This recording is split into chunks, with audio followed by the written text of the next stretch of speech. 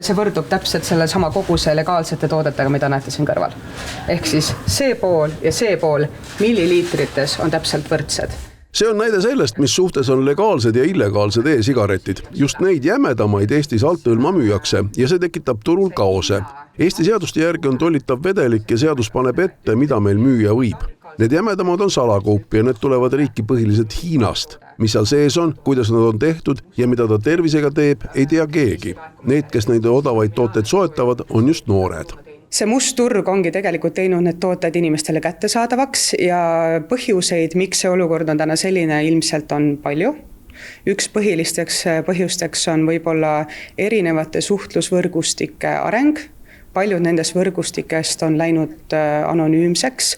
Kogu seda äri on võimalik ajada väga organiseeritult, väga anonüümselt ja tänasel päeval tõesti ametlike kaupmeestena peame tõdema, et kogu e-sigareti tootegrupist, mis müüakse, suurem osa moodustab illegaalne kaubandus.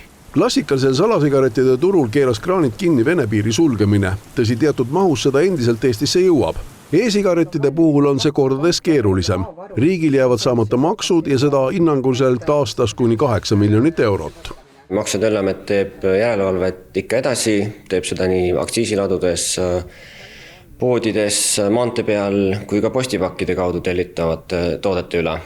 Ja me näeme lahendusena tegelikult Euroopa Liidu tasandil muudatusi, et komisjon praegu juba nendega tegeleb ja loodame sealt peatset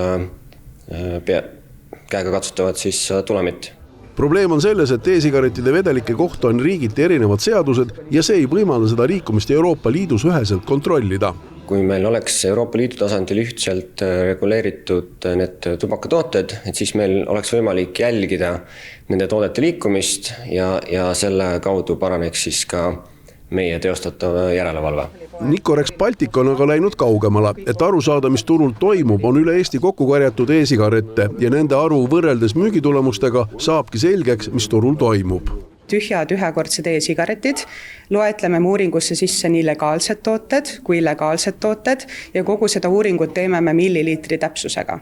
Ehk siis milliliiter on see ühik e-sigaretist, mida maksustatakse aktsiisiga ja mis on tarbimis mõttes oluline, kui palju, et saada teada, palju on tarbimishulk Eestis, siis vähemalt 52% kogu sellest hulgast, mis Eestis tarbitakse, on illegaalne, ülejäänud sellest hulgast siis arvatavasti legaalne või legaalse sisse on tegelikult arvestatud ka liikmesriikides toodud erinevad legaalsed tooted. Kui turu olukorra korrastamise nimel on Kaubandus-Tööstuskoda omakorda saatnud valitsuse poole märgukirja, mis siis peaks olema esimene samm turu korrastamise teel ja see võiks alata tarbijast. Tuleb eelkõige pidurdada nende sattumist noorte kätte.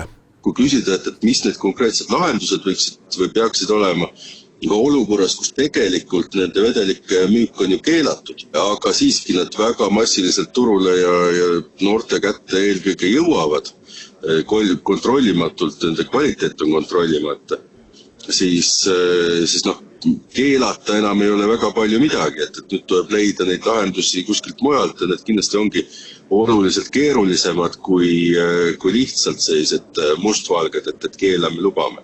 No lihtne näide teile, mismoodi eristada, milline on võltstoode või ebaseaduslikult turule tulnud toode, milline on seaduslik. Need jämedad, mida väga palju Eestis tehakse, need on kindlasti tulnud kuskilt althõlma, aga need on legaalselt Eestist soetatud. Nii et kui te kuskil näete, siis saate kohe ka aru, milline on õige, milline vale.